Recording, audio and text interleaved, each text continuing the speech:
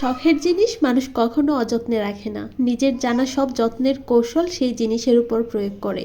পছন্দের যে গাছটা থাকে তার কাছে গিয়ে দিনে কয়েকবার উকি দিতেই হয়, আর পছন্দের যে ফুল তা চোখের সামনে দেখলেই হাত বুলিয়ে দেওয়া ছাড়া শান্তি মেলে না। শখের ড্রেসটা এত যত্ন পাই যেন ওটা পুরনো হয় না কখনো। সত্যি বলতে মানুষ শখ করে রাখা সব জিনিসই যত্ন দিয়ে নিজের করে রাখতে পারে, শুধু মানুষই রাখতে পারে না। হাজারো যত্ন অপরিমিত ভালোবাসা দিয়ে আটকে রাখতে পারে না। আসলে কি বলেন তো, মানুষ সব পারে, শুধু মানুষ মানুষকে আটকে রাখতে পারে না।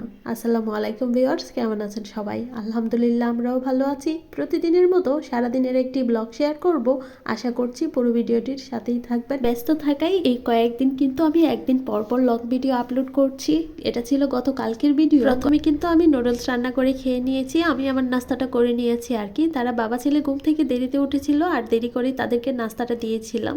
নাস্তার পাশাপাশি আমি ডাল বসিয়ে দিয়েছিলাম, ডাল রান্না হয়ে গেছে, বাগার দিয়ে উঠিয়ে নিয়েছি। ডালের কালারটা কিন্তু মাশাআল্লাহ অনেক সুন্দর হয়েছে। আর ইদানিং না ডালের কালারটা খুব সুন্দর হয়, কারণ গরম পানি দিয়ে ডালের মধ্যে কালারটাও খুব সুন্দর হয়। আর এখানে হচ্ছে মুরগির মাংস বের করে রেখেছিলাম। প্রথমেই ভুল করেছি, সরিষা তেল সয়াবিন তেল দিয়ে পেঁয়াজটা ভাজা দরকার ছিল।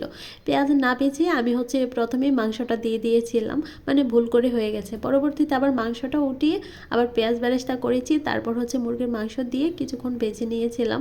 তারপর এখানে 1.5 চামচের মতো পেঁয়াজ বাটা, 1 চামচ রসুন বাটা, 1 চামচ হচ্ছে আদা বাটা দিয়ে আরও কিছুক্ষণ মাংসটাকে একটু ভেজে নিয়েছিলাম। তারপর শুকনো মশলা যা যা লাগে সব কিছু দিয়ে মাংসগুলোকে তেলের সাথে একটু নেড়ে ছেড়ে ভেজে তারপরে হচ্ছে অল্প পরিমাণ পানি দিয়ে কষিয়ে নিয়েছিলাম 10 মিনিটের মতো। 10 মিনিট পর মাংসটা যখন সুন্দর করে কষানো হয়ে গেছে আর এর থেকে কিন্তু অনেকটা পানিও বের হয়েছে, তখন একসাথে ঝোলের পানিটা দিয়ে নিয়েছি। আর এখানে গরম পানি ব্যবহার করেছি আজকে।